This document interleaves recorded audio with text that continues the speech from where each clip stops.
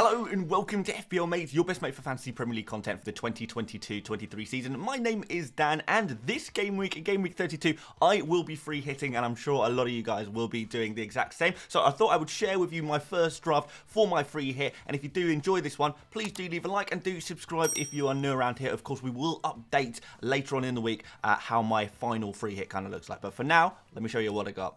Alright, so I've spent 99.1 million on this team, so do have a little bit of money in the bank to play around with, but let me show you what we've got, and we can maybe think about some alternative players after that. So, first of all, in goal, I have actually got Johnston, the Crystal Palace goalkeeper, who is deputising for Guaita at the moment. He's got a really nice home fixture against Everton, and I'll tell you what, Crystal Palace have actually looked a lot better defensively recently. Johnston is making saves as well. He actually played really, really well last season in the Championship before Crystal Palace did sign him, so I wondered if Johnson would actually ever be a regular starter for Crystal Palace. I think he's actually a very decent goalkeeper, so I'd be really interested to see how he goes moving forward. But for now, we've got a really nice home fixture against Everton. It's a nice cheap price, a bit differential. Not too many people are invested in the Crystal Palace defence, and I think you can get some save points from him as well, whereby the defenders for Crystal Palace, they don't really get goals, they don't really get assists, they're not very attacking, so the save points and the bonus points could be more likely to go to the likes of Johnston, which could be very, very nice indeed on our free hit. Into defence, guys, we've got Trent Alexander-Arnold. I think he is one of the first names, I guess, on many free hit drafts. Nottingham Forest at home is a very, very favourable fixture for Liverpool. I've just finished watching the Manchester United versus Nottingham Forest game, and yeah, they did look quite poor again. So we are going to be targeting those Liverpool players, and it would be very interesting to see if Trent can be his usual creative self again, get some kind of attacking returns on the board, because we haven't seen nearly enough of them this season. But could this be the game week for it? Liverpool playing at home, I feel like this is a good opportunity. And my next defender is actually going to be Van Dijk. So I know a few people will probably think, well, that's a bit of a strange one, Dan. Why not Robertson? Why not someone else like that? Completely understand it, but I feel like I'm going for the double Liverpool defence, because I feel like they're very nailed on compared to a lot of the Liverpool attackers. That we do see a bit of rotation. But also Van Dijk, the reason I prefer him to a lot of other Liverpool defenders, if not all of the other Liverpool defenders to be fair, is just because his attacking threat is genuinely quite good. He's actually putting up some really nice XG numbers from those set pieces and things, when he's taking shots from those headers from corners, for example. Whereas compared to Trent and Robertson, yes, they're doing a little bit, but they are not nearly putting up the numbers they have done in previous seasons. So it actually looks like Van Dijk's attacking numbers just from headers from corners alone are actually beating the likes of Trent and Robertson. So for that reason, I am going for Van Dijk in this team, and I'm just putting myself in a position to try and get lucky with one of those corner headers, because they look like they can be semi-frequent with a player like Van Dijk. You've got to put yourself in this position. You're going to be in it to win it, that kind of thing. So that's why I'm going for Van Dijk. I'm also going to have Zinchenko in this defence as well.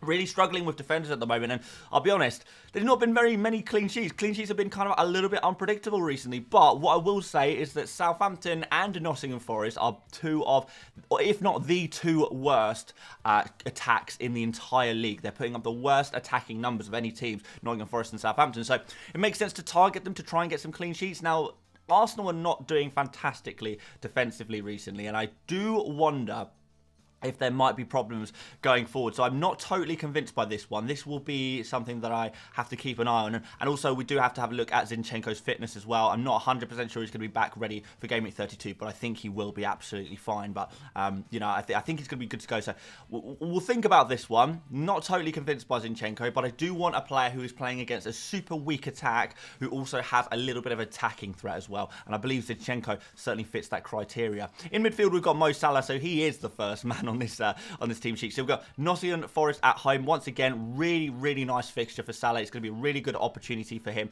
to see if he can get some FPL points for us.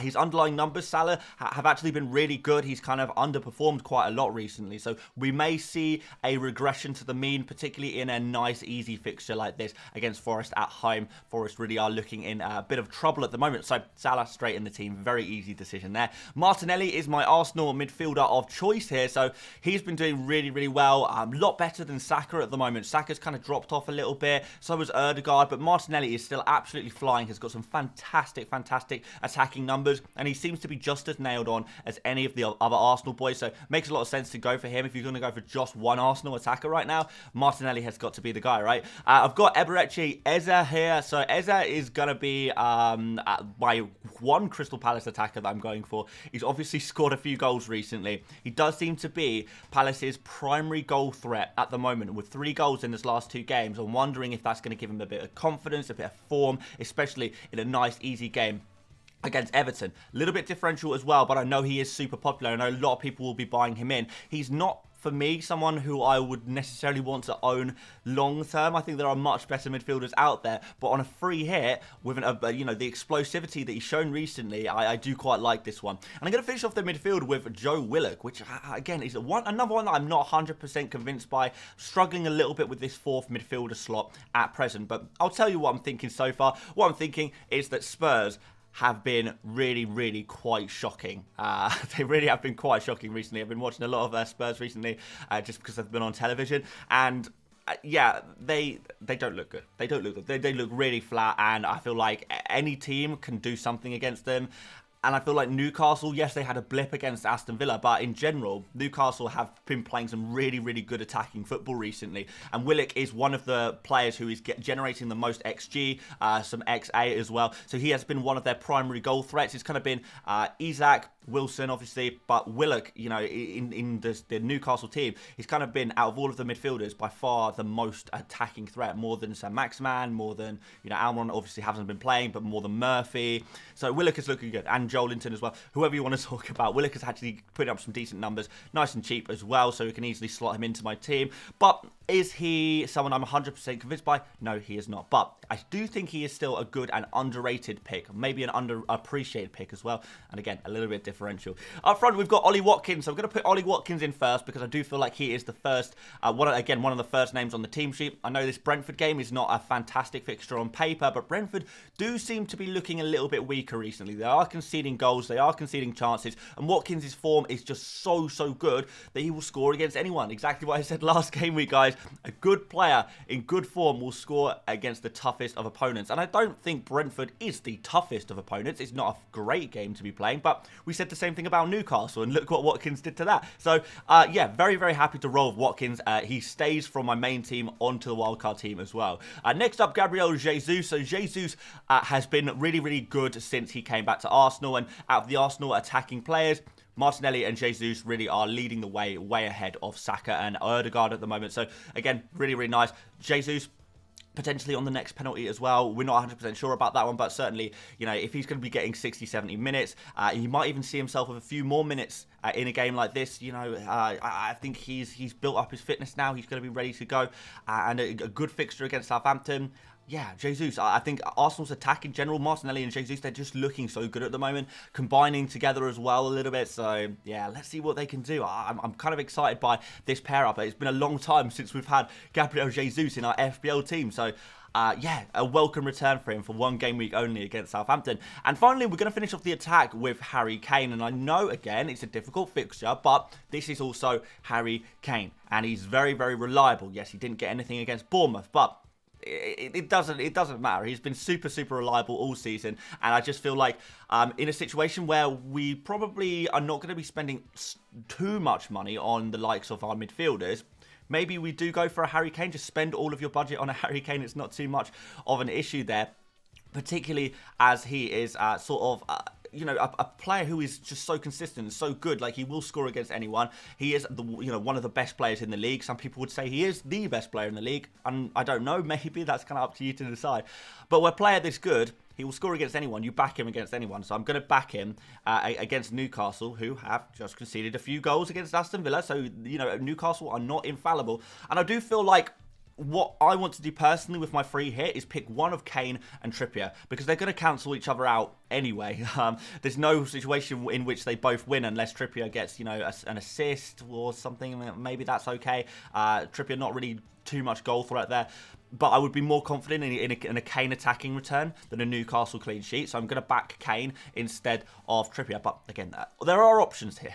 Going on to the bench, guys, I've got Guaita in here as my backup goalkeeper, just in case he makes a miraculous recovery and then demotes Johnston to the bench at Crystal Palace. I have myself covered there in many ways. So I feel like that's just a smart little move. Again, money is not too much of an issue in this team. So I don't mind spending a little bit more on a backup goalkeeper if they cover my first goalkeeper really, really nicely, which is exactly what we've got going on here.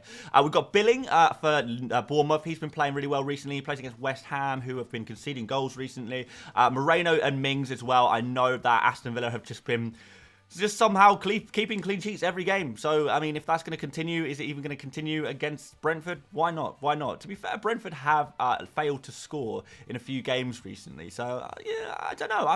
I understand there could be a possibility for a clean sheet here. Might even be worth playing some of these Aston Villa defenders. So, that is my team. I think that looks pretty good. I have got a couple of suggestions for alternatives. So my alternatives are potentially doing Emi Martinez in goal instead of Johnston. That's a possibility. I could do Robertson instead of Van Dijk, but honestly, I'm probably not going to do that personally. But I know that's something that a lot of you guys would probably want to do potentially there. We could switch out Zinchenko and put Trippier in instead, maybe freeing up an additional Arsenal attacking slot. Although I have to admit, I'm not massively keen on Saka at the moment. I could do Willock to Saka, of course, but if I'm totally honest, Saka's underlying numbers recently have been, significantly worse than a lot of, players who you might not think about doing quite well. Willock's underlying numbers are better than Saka's right now. Eze's is better. Benrahma is better. Bowen is better. I think even Maddison is better as well. Billing is better. So there is a lot of players who are really putting up much better numbers than Saka right now, which is why I'm not totally convinced I want to go there, especially if I could use my third Arsenal slot on playing, a Zinchenko against one of the weakest attacks in the league. It kind of makes a lot of sense, I think. Maybe we've got Almiron as an alternative for Willock potentially as well, if he is back, because he did play some minutes. Actually played about 30 minutes this in Game Week 31, so there is going to be a possibility that he does come back into the team, plays ahead of Jacob Murphy for Newcastle. And like I say, I do fancy Newcastle to get a goal or two against Spurs. And that is also why I've put Isak here as a potential alternative for Kane. And we've got Dominic Solanke here as well, who's been, again, another player been putting up really nice numbers. Favourable fixture against West Ham, who, again, are, looking weaker defensively recently. So, yeah, there are definitely different options here. I'm definitely not set on anything. I think these are the kind of alternatives I am considering at the moment, but again, things might change even more by the end of the week, so make sure you do stay tuned. But let's put a captain's armband on Salah before we end the video, because he's obviously the best captain for the game week. Vice captain is going to go on Watkins though, and I do feel like he is genuinely a decent differential kind of vice captain, if that is something, or a differential captain if you did want to go that way. But no, I think we have to kind of back Salah against Forest at home. That's, it seems pretty obvious to go for Salah on this particular game week. But there we go, guys. That is my current free hit team. Thank you so much for watching, guys. If you did enjoy this one, please do drop a like. It massively helps out the channel. And do subscribe if you want some more FPL content on your screens. But aside from that, guys, we've got regular content coming back from tomorrow. We'll do a stream tomorrow as well after the Liverpool game. We'll do all of the other regular videos. So, yeah, stay tuned. And I will see you later, mates. Bye-bye.